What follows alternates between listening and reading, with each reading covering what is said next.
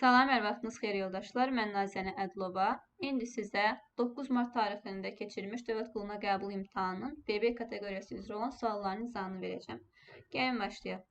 Birinci sualınız tərəzilərlə bağlı olan bir test nümunəsidir. Çox sadə bir əvəz etməklə testin düzgün cavabını müəyyən etmək olardı. Burada bir qara dairəni bizim üçün ağ dairə veribsə, 2 ağ dairə veribsə, gətirin onu birinci tərəzidə əvəz edin. 2 ağ dairə 1 kvadrat bərabər olacaq ağ dairə 1 üçbucağa. Ağ dairələr burada ixtisari getsə, ağ dairə kvadrat bərabərdir 1 dənə üçbucağa. Doğru cavabımız olacaq Y variantı.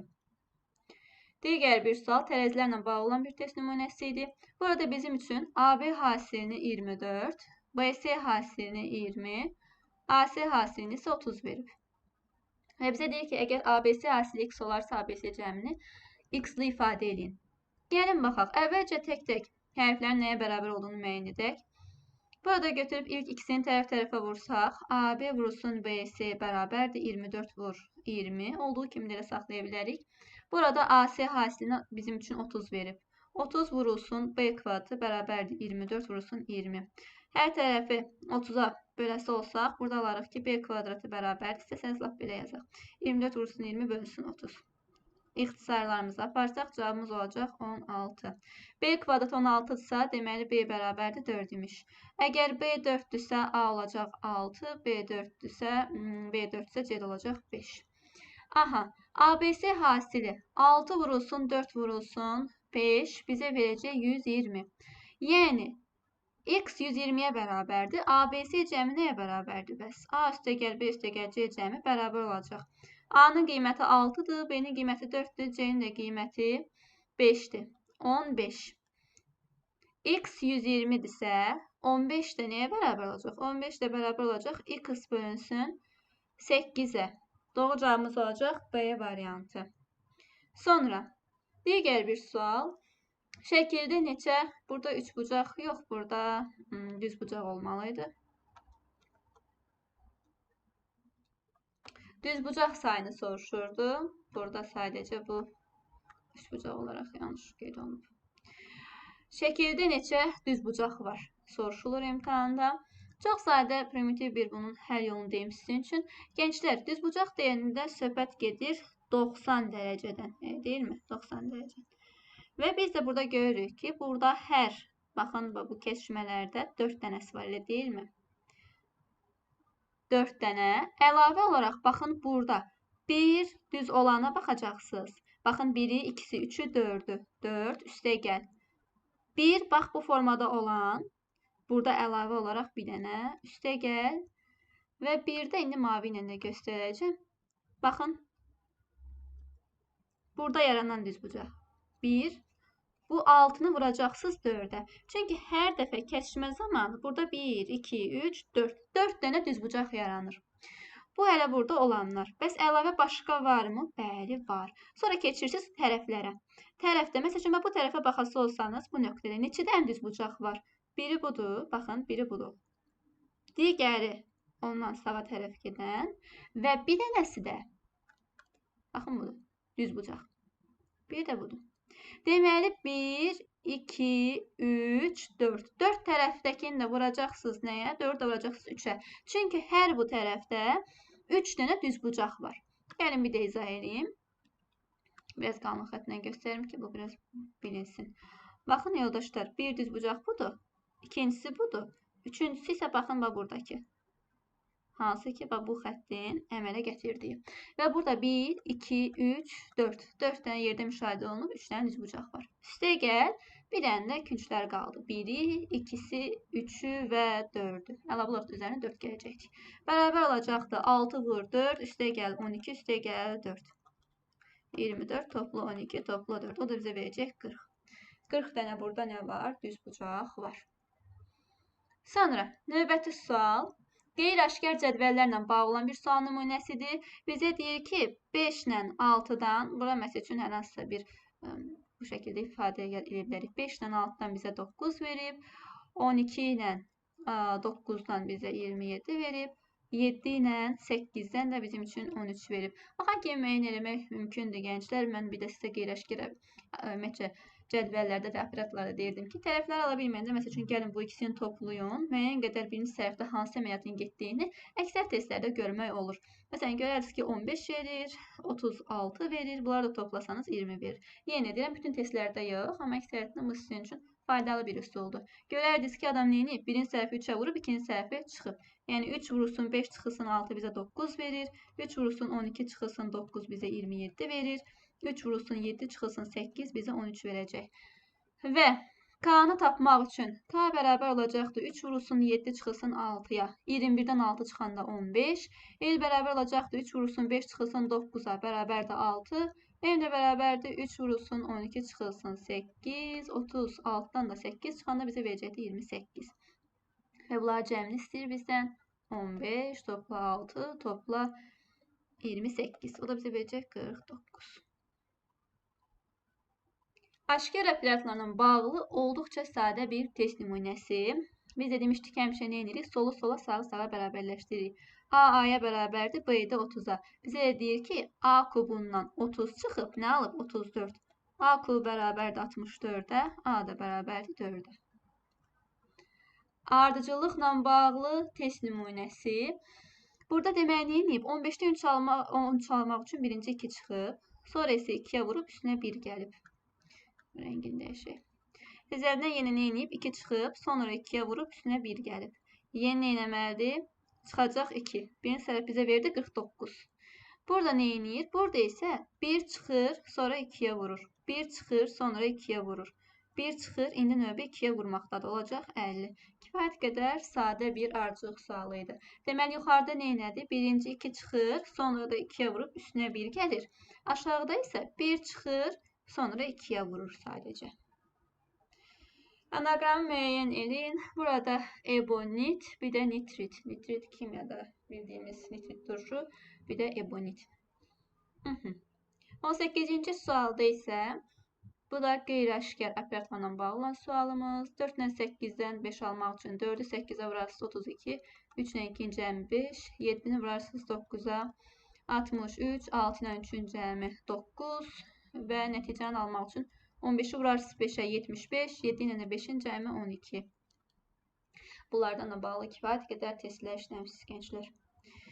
Sonra 9-cu sualda bizə deyir ki, AB cəmi bərabərdir 26-ya və 2C bərabərdir B-yə. Əla, ABC cəmində bizə 32 verib. A üstəgəl B üstəgəl C bərabərdir 32-dirsə, burada AB cəminin axı mənə ayrıca 26 verib. 26 üstəgəl C bərabərdir 32, buradan alırsınız ki, C bərabərdir 6-ya. Əla, əgər C 6-dırsa, o zaman B 12 olur. Əgər B 12-dirsə, A neçə olacaq? A üstəgəl 12 26-dır. A da bərabər olacaq 14-ə. Doğru cavabımız A variantı. 10-cu sual. M və L hərfləri bir-birindən və sıfırdan fərqli rəqəmlərdir. M böyükdə L olduğu məlumdursa, sual içərisində yerinə uyğun cavabı müəyyən edin. Gənclər, burada əgər M üstəgəl L cəmi bizə 4 verib və M də L-dən böyükdür, bir-birindən fərqlidirsə, sıfırdan da fərqli deyir. Deyə bilərsiniz ki, bəlkə M 4-dür, L 0-dır, haradan bilirik, onun şərtdə bizə veribdir. Və bu da bir-birindən fərqli dediyinə görə 4 də biz 2 rəqəmi cəmi şəklində ancaq 3 və 1 deyərik. Və bizdən də ML çıxılsın LM-i istəyir. Yəni 31 çıxılsın 13-ü istəyir gənclər. O da sizə verəcəkdir 18. Analogiya sualı kifayət qədər asan bir sual idi. Heyvan ümumi it xüsusi, yəni it heyvandır, balta nədir? Alətdir. Digər bir sualımız, eynisi işlədiyimiz mətnlər PDF-ində var idi gənclər. Deməli deyir, İskəndər, Cavid və Samir 3 universitetdə ABC müxtəlif fənlər tədris edirlər. Deməli, İskəndər, Cavid, Samir 3 dənə universitetdə 3 dənə fən tədris edirlər, yəni hərəsi bir fən. 3 dənə sütunu universitet üçün, digər 3 sütunu da tədris etdikləri fən üçün çəkirik. Bu bizim universitetlərimiz A-sı, B-si, C-si və tədris elədiyi fənlər. Bizdə var, iqtisadiyyat var, iqtisadiyyat. Sonra biologiya var və bir də tarix var. Tarix. Yəni şərtləri oxuyaq. İskəndər A-da, Cavid isə B-də işləmir. İskəndərin A-sına, Cavidin də B-sinə çıx qoyuruq. A-da işləyən şəxs tarixi tədris etmir. B-də işləyən şəxs iqtisadiyyatı tədris edir. Cavid biologiyanı tədris etmir. Cavidin biologiyasını çıx qoyursan. Və burada da deyir ki, B-də işləyən şəxs iqtisadiyyatı tədris edir. Əgər Cavid B-də işləmirsə, deməli iqtisadiyyatı tədris etmir. O zaman Cavidə qalacaq tarix. Avtomatik bunlarda çıxları düzürük. Və bizə demişdi ki, A-da işləyən şəxs tarix tədris etmir. Baxın, A-da işləyən şəxs tarixi tədris etmir.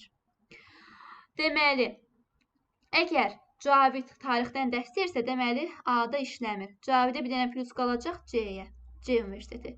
Burada çıx qoyuruq, burada çıx qoyuruq. Çünki bir adam bir universitetdə işləyə bilər. Hər sətirdə sütunda, yəni həm universitet, həm də ixtisas üzrə bir dənə plus qoya bilərsiniz yalnız.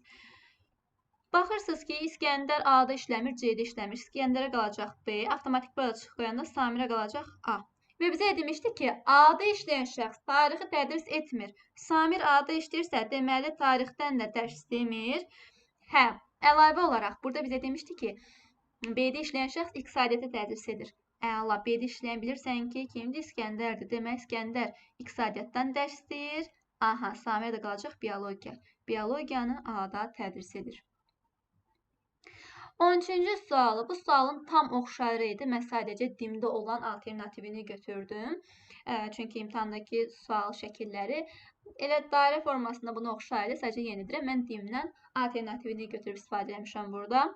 Yoldaşlar, bu tip sualların yazılmasının ən sadə qaydası nömrələməkdir. Puzzle kimi nömrələyə bunu 1, 2, 3, 4. Birinci şəkili sizə burada verib. İkinci şəkili sizə yuxarıda verib. Üçüncü şəkil sizdə buradadır, dördüncü şəkil də buradadır.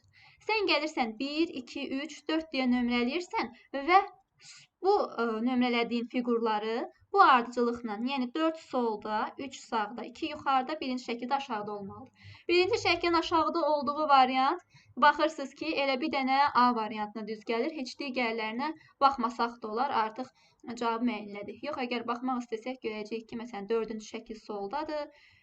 Üçüncü şəkil sağdadır, ikinci şəkil də yuxarıdadır. Hər şey qaydasındadır. Yəni, yazmağın ən sadə yolu nömrələməklə, sonra digər hissədə də tamamlamaqdır, gənclər. Digər sualda mən yenə dimdən bunun alternativini götürmüşəm. Eyni bu tipdə olan sual nümunəsi idi, gənclər.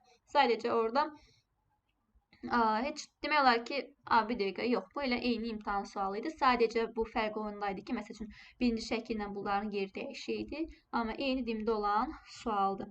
Gənclər, burada baxırsınız ki, sizə 4 dənə şəkil verib və qrafikdən hansı uyğundur deyir. Bu tip sualda baxa biləcəyiniz nüans bucaq sayı və tərəf sayıdır. Məhz burada da tərəf sayından söhbət gedir. Baxın, 1, 2, 3, 4, 5, 6, 7, 8, 9, 10, 11, 12. 12 quşə və burada var 24 dənə tərəf.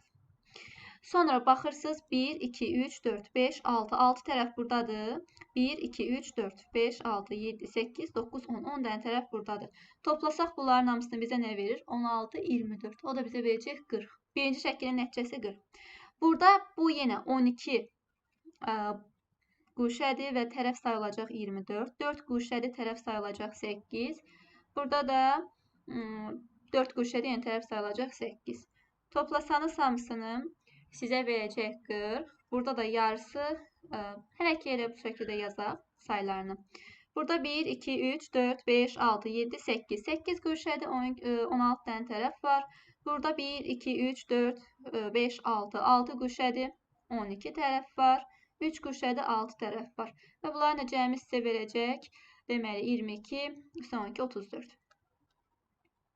Sonra burada 6 quşə var, 6 dənə də, bəli, 6 quşə var, 12 tərəfdir. Burada 1, 2, 3, 4, 5, 6, 7, 8, 8 quşədir, 16 tərəf, 5 quşədir, 10 tərəf.